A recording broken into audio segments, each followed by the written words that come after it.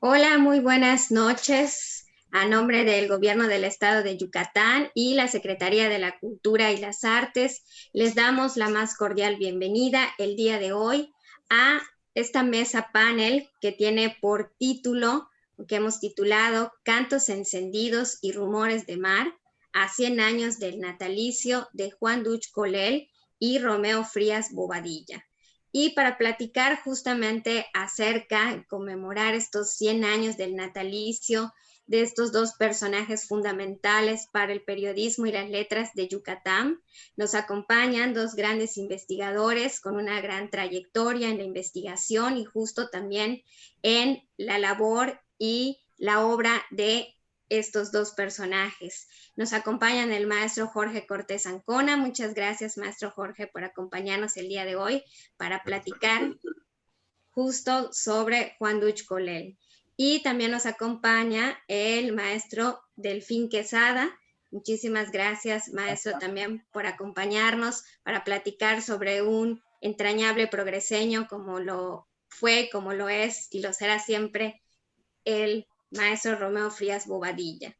Pues justo en este 2020 se cumplen estos 100 años del natalicio de estos dos hombres importantes, como decía, para el periodismo y las letras de Yucatán. Y esta es una manera, pues, de recordarlos y también de traer al presente la obra y el legado que nos dejaron. Entonces, si les parece, vamos a comenzar con el maestro Jorge Cortés, que nos va a platicar un poco acerca del legado de Juan Duch Colel. Adelante, Jorge. Gracias, Roseli. Muchas gracias por esta invitación. Antes que nada, quiero dedicar esta intervención mía a la memoria de Mercedes Duch Coley, la tía Mercedes, hermana del poeta Juan Duch Coley, y que ella falleció hace unos días. El caso de Juan Duch Colel, que nació en Mérida el 1 de diciembre de 1920 y falleció en septiembre de 1998, es muy interesante en cuanto a su trayectoria de vida por haber sido periodista, haber sido funcionario público, promotor cultural, editor, pero en el caso de esta noche voy a hablar de él acerca de su condición de poeta.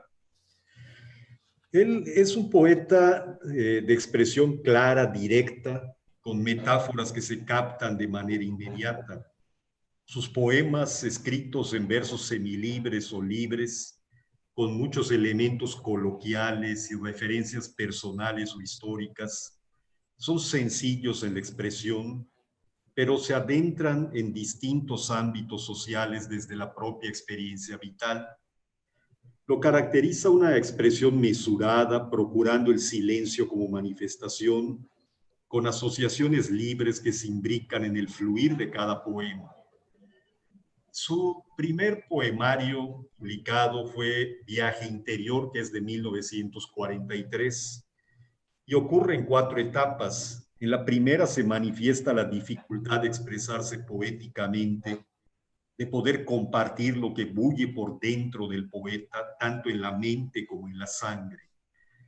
En una segunda lucha logra hacer patente esa expresión de un modo análogo a cortejar a una mujer, pero más allá de esa erótica de la expresión, termina asumiendo que el mejor baluarte es el silencio.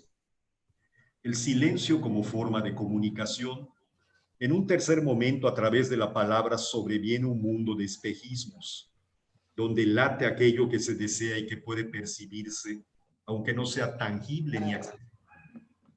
Al final, toda esa expresión individual culmina en un proceso de integración de los otros a la voz poética, la integración de un mundo colectivo, como se ve cuando pasa de hablar en primera persona hacia sí mismo a dirigirse a otro. Quiero voces, palabras fraternales como manos. Dame la tuya, envíala de lejos.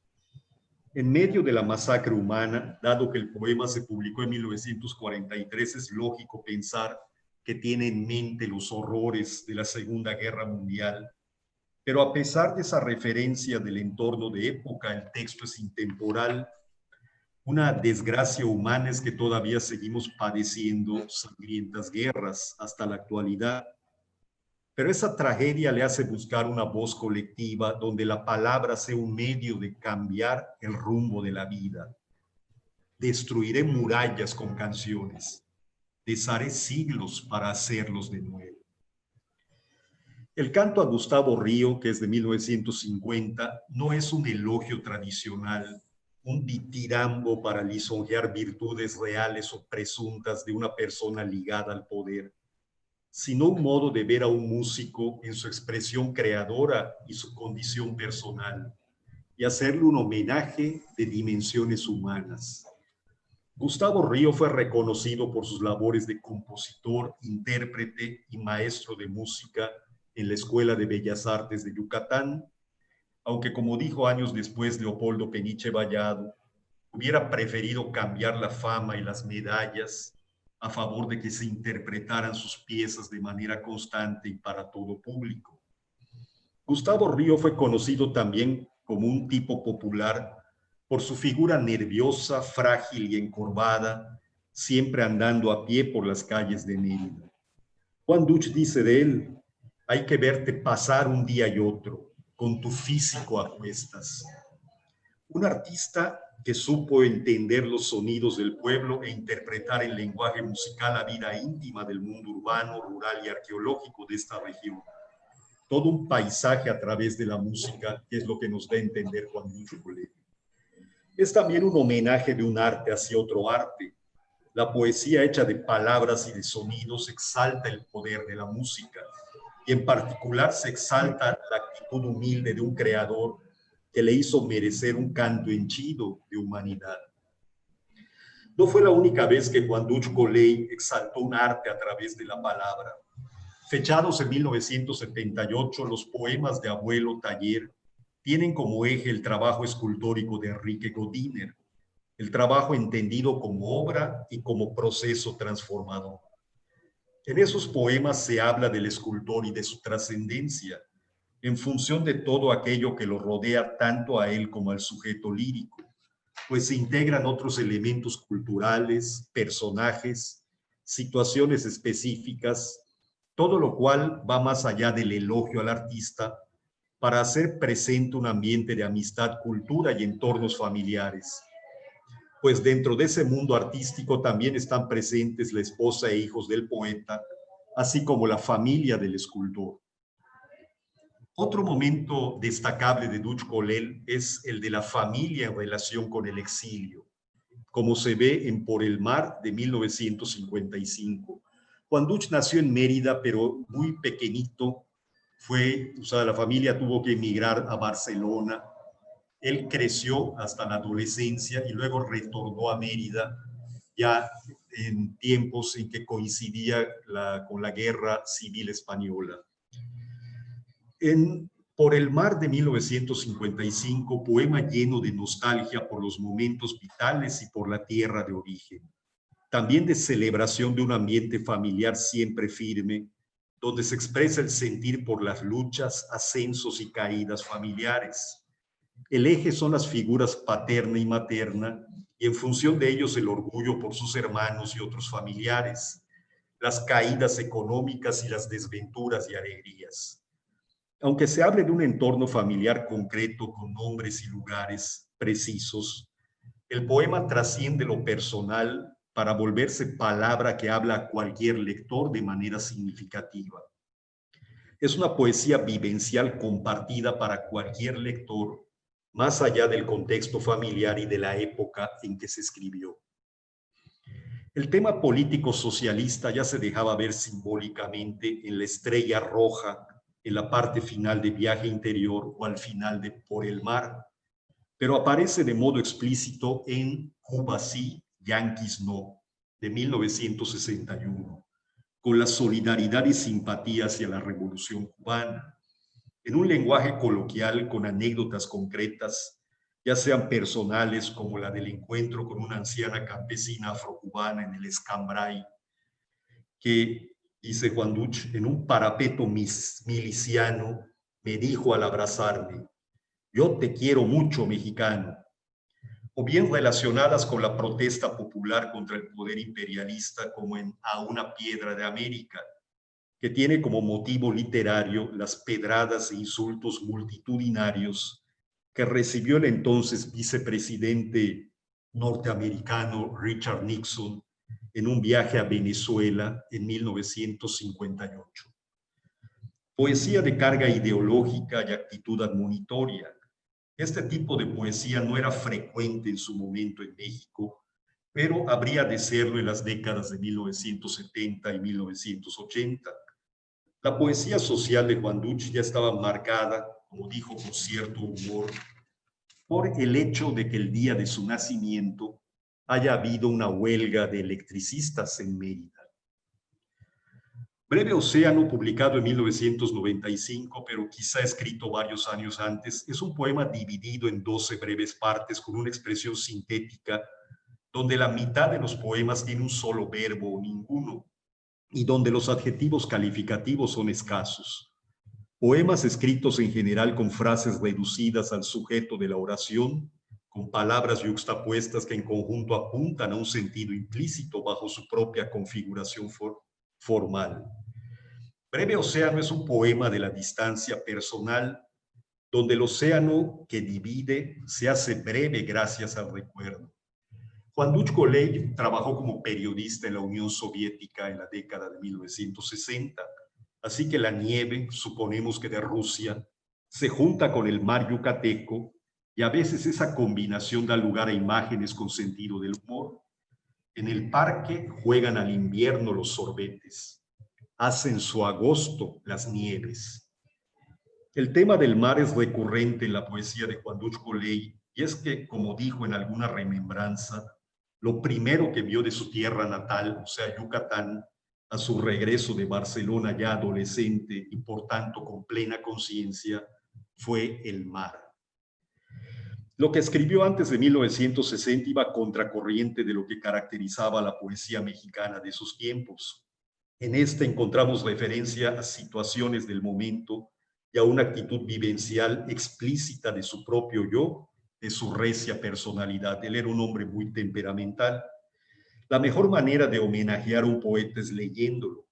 Por suerte, entre nuestra voluntad de indiferencia y olvido, que es un lastre de la cultura yucateca quizás desde siempre, los poemarios de Juan Duch Golay todavía son accesibles en algunas librerías y bibliotecas públicas. La Universidad Autónoma de Yucatán ha publicado cuando menos 3, y es posible encontrar también en bibliotecas públicas un libro de caja que contiene varios poemarios y que data de 1980, publicado por el gobierno del estado de aquel entonces. ¿Bien? ¿Sí? Queremos decir que este es el punto que quería tratar en relación a Juan Duch Golay. Digo, hay mucho que tratar acerca de él, como dije, como periodista, como funcionario, como promotor cultural y editor, pero quería yo hacer referencia fundamentalmente a su condición de poeta. Muchas gracias, Jorge. Justo sí, muchas facetas que resaltar de Juan Duch Golay, pero creo que esta del poeta que has querido resaltar el día de hoy, creo que es una, como bien dices, ¿no? Que hay que leer esta poesía que está tan vigente, que es tan actual y tan universal como esta poesía social, pero también estos versos tan apasionados que escribía en torno a la realidad que le tocó vivir. Entonces, ahí está la oportunidad para continuar leyéndolo. Y justo esto que decías también del mar, creo que es lo que une a estos dos personajes que rememoramos el día de hoy, porque eso nos lleva sin duda a don Romeo Frías Bobadilla, ¿no? Que justo también el mar es uno de los símbolos que lo representan muy bien. Entonces, pues vamos a escuchar al maestro Delfín que nos platique un poco acerca de él.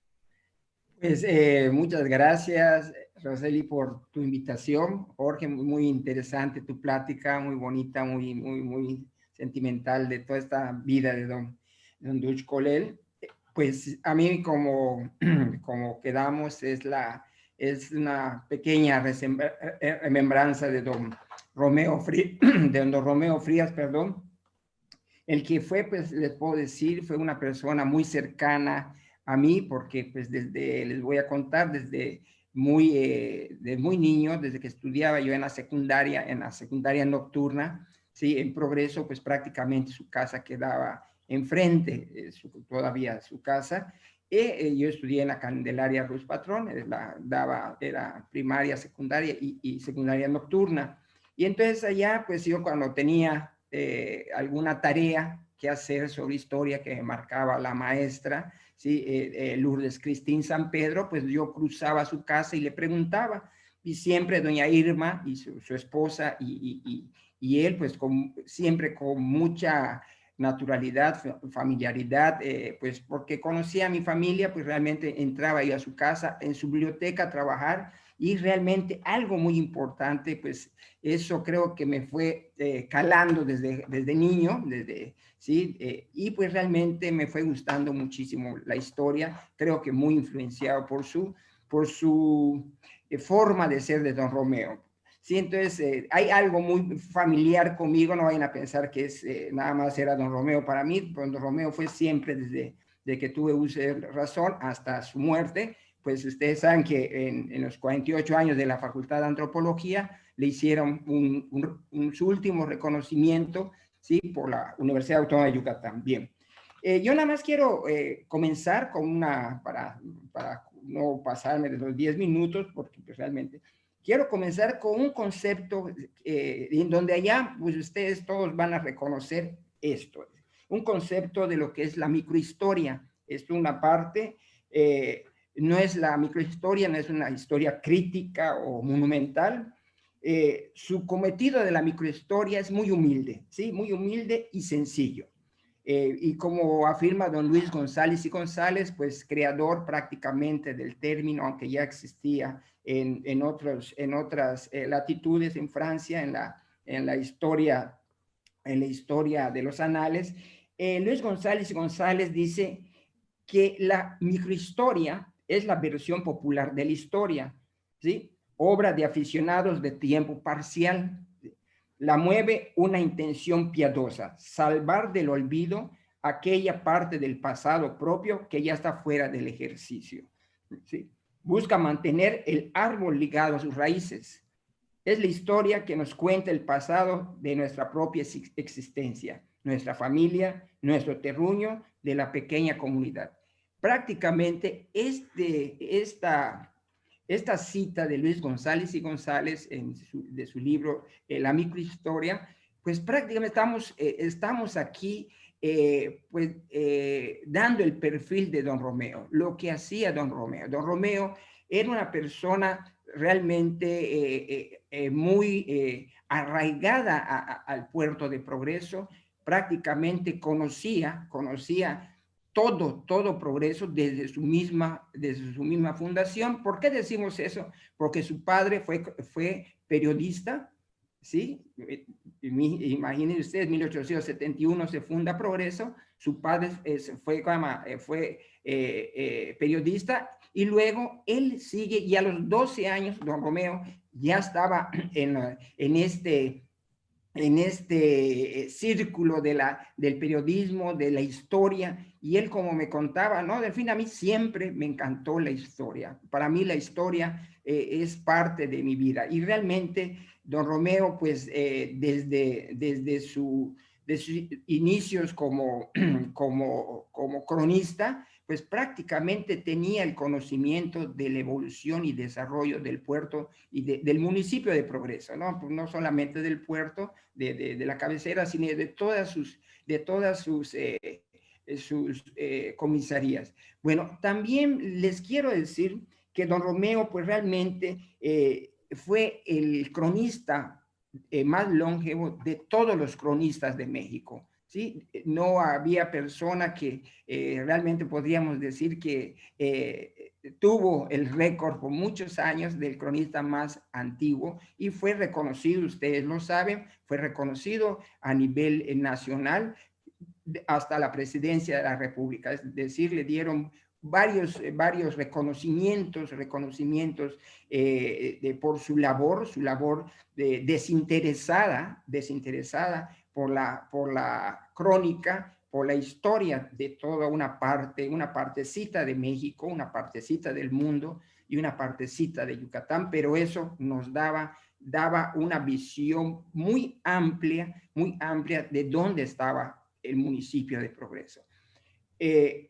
Nosotros desde muy temprano, ¿sí? Desde muy temprano como progreseños, lo primero que comprábamos eran el periódico, en donde pues leíamos prácticamente, nos íbamos a la parte de la crónica de Don Romeo, todas esas crónicas, desde, ¿no? Ustedes saben perfectamente desde donde hablaba de la evolución de la pesca, la evolución del comercio marítimo, la evolución de las familias, del deporte, de la cultura, de los primeros sindicatos, de la lucha que había entre los sindicatos, entre las primeras religiones, la gran migración que hay y que primero es Progreso el lugar el lugar de desembarque de muchos personajes, entre ellos están los Colel, ¿sí? Está José Martí, está Sandino, muchísimos que él logró conocer y algunas de ellos hacerles sus entrevistas. Realmente don Romeo tenía una visión muy amplia de la historia o de la microhistoria de Progreso. Conocía los perfiles de todas las familias de Progreso, les podía decir, y nos decía, bueno, este proviene de la familia de migrantes de canarios, este viene de migrantes gallegos, este viene de inmigrantes cubanos, este viene de inmigrantes catalanes, y realmente tenía una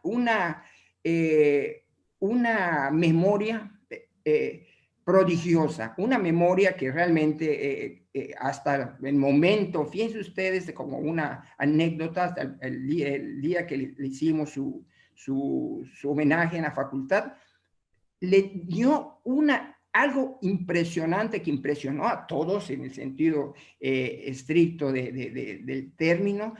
Al mismo rector impresionó porque le dice a la directora, o la que fue directora, a Celia Rosado, quién era su abuelo, dónde vivían en Progreso, porque pues, su familia de Celia es progreseña, y le dijo perfectamente hasta los sobrenombres que llevaba su abuelita de Celia, algo impresionante de don Romeo. O sea, ¿cómo te llamas? Y dijo Celia, pues mi abuela es de Progreso y se llama, ¿cómo no? Entonces, nada más esto es como un ejemplo de cómo don Romeo tenía todo un panorama claro de la evolución de Progreso. Este patrimonio que tenemos, gran parte de identidad que tenemos, ¿sí? de la cultura costeña, de la cultura progreseña, se la debemos a don Romeo. Don Romeo, porque él rescató muchísimas cosas que desconocíamos los progreseños, calles, lugares, fiestas, etcétera, y nos los dio a conocer, creó una conciencia de identidad costeña, ¿sí? Porque no solamente leían los progreseños, ellos lo leían, sus crónicas, sus datos, lo leían todas las 14, las 15 comunidades costeñas, no las leía, me preguntaban cuando yo estaba trabajando como secretario de Pesca y Acuacultura, donde iba me preguntaban si el señor vivía, ¿sí? Y de dónde agarraba todos esos datos. Le decía, ¿saben qué? Don Romeo es de su propia memoria donde él obtiene todos esos datos. Tiene sus libros, una biblioteca preciosa.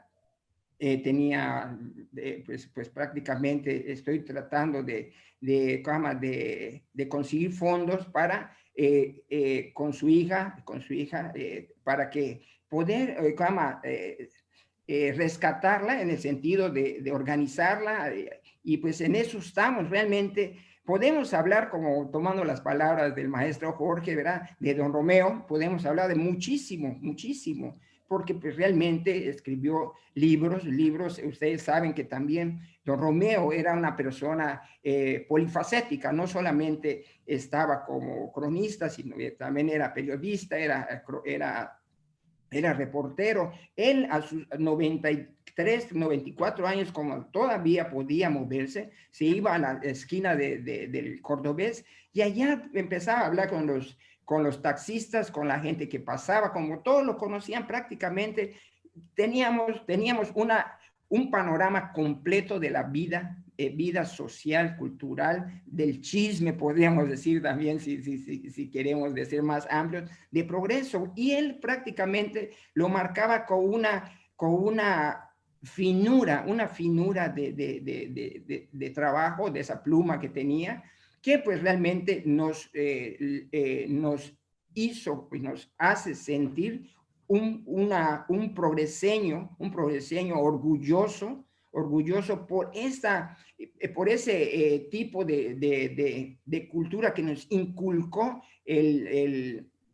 don Romeo en el transcurso de sus casi 84 años de cronista o de escritor. 84 años, porque como a todos lo decía, yo tenía 12 años, me decía don Romeo, cuando comencé, cuando mi papá me dijo, anda a trabajar y apóyame en esto. Entonces, prácticamente tenemos un bagaje de identidad y de cultura costeña en reconocimiento o por la labor que hizo por muchísimos años don Romeo Frías Bobadilla.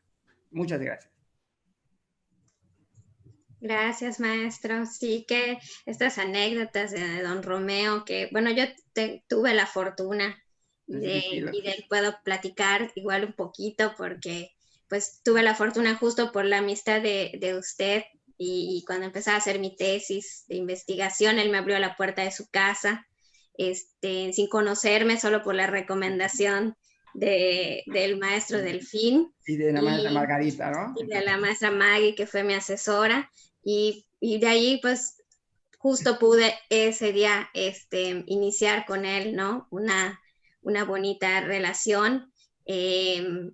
Escucharlo era, como usted dice, ¿no? Me hizo lo mismo, porque yo soy de Progreso también, mis papás son de Progreso, y me contó toda la historia de mi familia que nadie sabía, abuelos, bisabuelos, cuándo llegaron, de dónde, y esa memoria brillante que creo que, pues, no sé si la virtualidad nos ha ya las nuevas generaciones, no contar con memorias y tan brillantes de tener el dato aquí, de no tener que buscarlo, ¿no? Él no necesitaba nada de eso. Y muchas otras anécdotas, como con Jorge, también, si recuerdas, Jorge, cuando presentamos el libro en la biblioteca de Progreso y también en el Tecnológico de Progreso, un hombre generoso en todos los sentidos y que por supuesto pues la historia de Progreso no existiría si no es por don Romeo Frías. Y justo creo que estos dos personajes de los que platicamos el día de hoy, ¿no? Son hombres de letras y hombres que dejan este legado que a 100 años de que haya nacido, es importante seguir hablando de ellos, es importante que las nuevas generaciones los conozcan, se acerquen a lo que ellos escribieron, porque es importante conocer todo este gran trabajo que realizaron. Yo no sé si alguno de ustedes dos sabe si ellos dos se conocieron. Definitivamente sí se conocieron, sí se conocían. De hecho, no sé, Jorge, que cuando, bueno, eso ya tiene como 20 años o 25 años, que don Dush Colel, cuando visitaban a don Romeo, porque había, no sé desde cuándo, ellos porque ellos tenían como un grupo de amigos catalanes, y prácticamente en Progreso habían varios, entre ellos les voy a decir don Jorge Gutiérrez. Jorge Gutiérrez era catalán, su papá tuvo el primer hotel en Celestún, ¿sí? El Hotel Gutiérrez era de los catalanes, su papá de Marina Basola, la que fue esposa de Salvador, ¿sí? Era catalán, el señor Basora, ¿sí? Y tenían como un grupo que se conocían, tenían cierta comunicación, no sé cómo, pero don Romeo tenía este contacto, era como el vínculo de este grupo, ¿sí? Ya tiene muchos años. Eso fue una vez que platiqué con él y se me va el nombre de otros catalanes que ya estuvieron en Progreso y luego vinieron a vivir a Mérida, ¿no? También me habla él del Chivo Ursaiz, de Eduardo Ursaiz, me habla también de su hermano, de don Eduardo Ursaiz, que fue el médico, el verdadero Chivo Ursaiz fue su hermano de don Eduardo Ursaiz, que fue el rector primero de la Universidad del sureste de México, actualmente la Universidad de Yucatán. Es decir, que esos eran familia de cubanos, ¿no? Pero prácticamente tenía él un conocimiento de todos esos migrantes y todavía aquellos que aún iban y lo visitaban de vez en cuando. Pues a don Romeo difícilmente era difícil no irlo a ver cuando uno estaba en Progreso.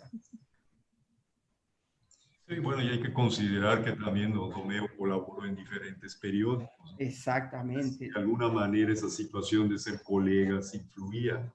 También toda la información de él que pudo haber llegado de varias maneras para la enciclopedia Yucatán en el tiempo. Exactamente. Cuando Coley precisamente en una etapa.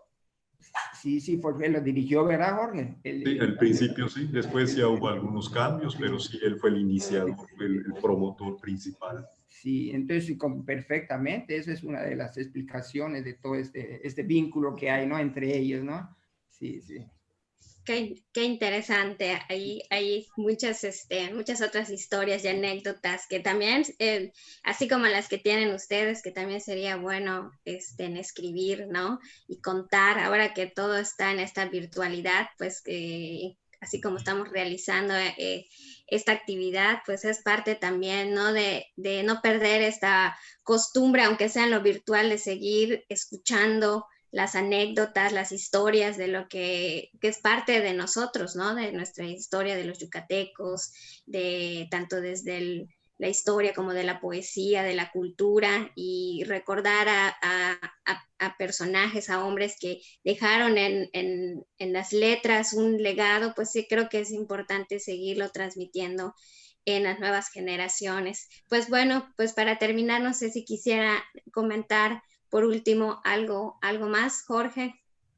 Pues tanto Juan Duch Coley como don Romeo Frías Bobadilla fueron personas que aportaron mucho por sí mismos, pero que también supieron reconocer la tarea de otras personas. Ellos le dieron mucha importancia, rindieron tributo a la amistad y en ambos casos también reconocían la tradición. Por ejemplo, Juan Duch Coley siempre hizo recuentos, siempre habló de antecesores y siempre se preocupó por conocer a fondo la cultura de Yucatán, y eso se demuestra en muchos escritos en prosa que publicó tanto a nivel periodístico como en recopilaciones de libros. Y ni qué decir de don Romeo Frías, ¿no? Alguna vez alguna persona, una historiadora, fue a preguntarle en relación a temas de aviadoras de Progreso, y él resulta que también conocía de cerca, porque él había sido aviador, conocía de cerca el tema de la aeronáutica. Pudo hablar con mucho detalle de estas mujeres que fueron aviadoras en Progreso, o sea, hablando también de los inicios de la aeronáutica en Yucatán. O sea, que era una cantidad de conocimientos que tenía, o sea, era enorme. Y también destacar mucho la forma en que ambos trabajaron en tiempos de la máquina de escribir. O sea, no conozco yo cómo fue la máquina de escribir de Juan Duch Coley, pero sí conocí la de don Romeo. Él mismo reparaba esa máquina. Y también la imprenta. Todavía don Romeo conservaba una imprenta con la que publicó periódicos. El Faro, ¿no? Libros. Exactamente. O sea, que era un detalle también de mucha importancia que tuviera esos elementos para poder difundir lo que estaba escribiendo. Y justo hay una foto muy emblemática de don Romeo, ¿no? En su máquina de escribir, ahí en su casa. Sí, que sí. creo que se reproduce en esta película en donde participó, bueno, donde le toman una parte de su vida y sale justo con su máquina de escribir, su gran compañera. Maestro Delfín, algo que quisiera comentar. Pues realmente hay algo que se me veía ya, Jorge me lo recordó en la fase del aeropuerto, cuando él trabajaba en el aeropuerto, pues realmente sus dos libritos que tiene sobre cuentos, Don Romeo además tenía un sentido de cámara, ¿cómo era? El sentido de lo gracioso, ¿no? Porque contaba cuentos, tiene un libro de cuentos, ¿sí? Un librito, uno, dos, junto con su hermano Don Rubén, pues realmente les gustaba también, eran personas muy alegres de espíritu, muy alegre, ¿sí? Y pues lo que acaba de decir Jorge acerca del conocimiento que tenía de la aeronáutica, pues tú hablabas de él sobre los accidentes que habían sucedido en Progreso o en la costa, los avionetas se caían y todo, pues realmente muchos de nosotros desconocemos esas partes de la historia de Yucatán, donde cuántos accidentes hubieron, perdón, en los años 30, 40, 50, 60. Bueno, él conocía perfectamente era muy amigo de Pedro Infante, ¿no? Porque pues, ustedes saben que Pedro Infante prácticamente tenía un negocio de venta de pescado, que transportaba pescado. Bueno, cuando murió,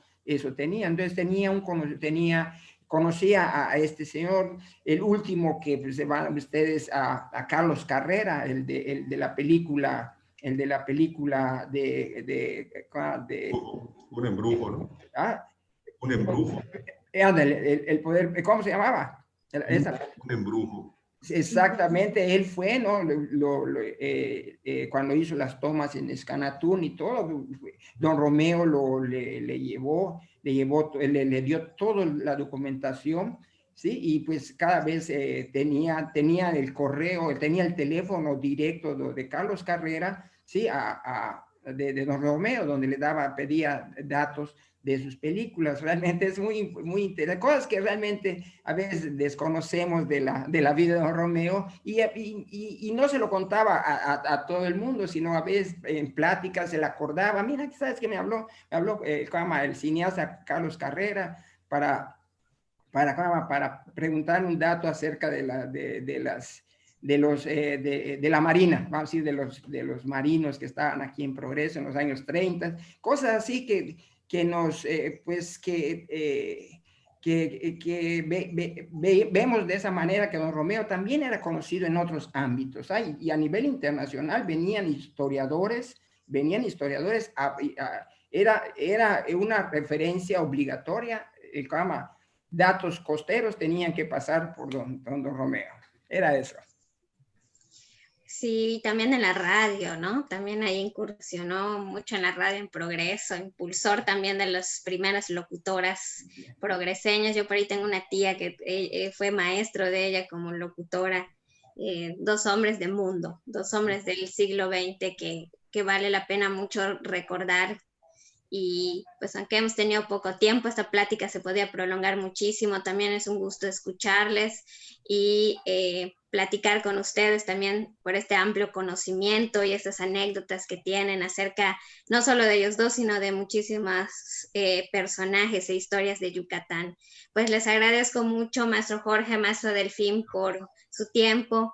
Y pues a todos les invitamos a continuar siguiendo las actividades que se están ofertando a través de Cultura en Línea en el canal de YouTube. Muchísimas gracias y buenas noches. Muchísimas gracias, Roseli y Jorge. Hasta luego. Muchísimas gracias por invitarme. Hasta luego. Buenas noches.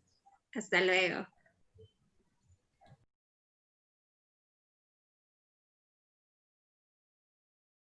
Juntos transformemos Yucatán. Gobierno del Estado.